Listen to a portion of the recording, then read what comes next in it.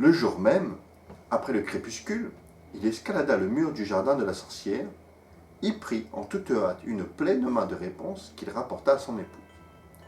La femme s'en prépara immédiatement une salade, qu'elle mangea avec une grande avidité. Mais c'était si bon, et cela lui avait tellement plu que le lendemain, au lieu que son envie fût satisfaite, elle avait triplé. Les femmes. なんかもう旦那さんすごいと勇気出してちょっともうマジ男だねちょっと早く取りに行こうでもさらにね勇気出したんですけど旦那さんばっかりじゃなくて昼間じゃなくて夜はなって早く取りに行こうねこれでああよかったじゃあ奥さん食べるねで奥さん食べてでもああお腹いっぱいじゃなくてもっと食べたいもうちょっとまずはねこの手は見たジビはあの時代は OK だったよ本当ちょっとわからないダメでしょ Alors, pour la calmer, il fallut absolument que son mari retournât encore une fois dans le jardin. Au crépuscule, donc, il fit comme la veille. Mais quand il sauta du mur dans le jardin, il se figea d'effroi, car la sorcière était devant lui.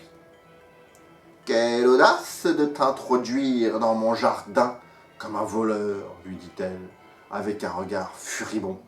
Furibond, c'est un regard plein de colère. Et de venir me voler mes réponses. Tu vas voir ce qui va t'en coûter. Oh, supplia-t-il, ne voulez-vous pas user de clémence et préférer miséricorde à justice? Si je l'ai fait, si je me suis décidé à le faire, c'est que j'étais forcé. Ma femme a vu vos réponses par notre petite fenêtre et elle a été prise d'une telle envie d'en manger qu'elle serait morte si elle n'en avait pas eu. Ah, si elle n'en avait pas eu, enfin. La sorcière fit taire sa fureur et lui dit si c'est comme tu le prétends, je veux bien te permettre d'emporter autant de réponses que tu voudras. Mais à une condition, c'est que tu me donnes l'enfant que ta femme va mettre au monde.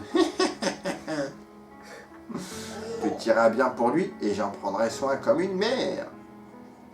Le mari, dans sa terreur, accepta tout sans discuter.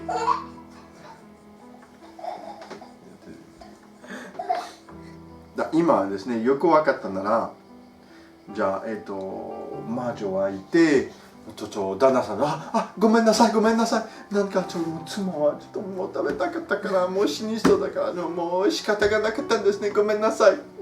と魔女は、そうですか、妊娠ですか。じゃあ、たくさん食べてもいいんですけど、子供は私にあげてね。OK。超意味わかんない。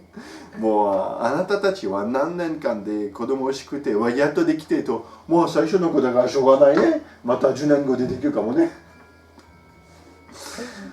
やばいねあの頃の両親 Et quelques semaines plus tard, quand sa femme accoucha, la sorcière arriva aussitôt, donna à l'enfant le nom de Réponse et Réponse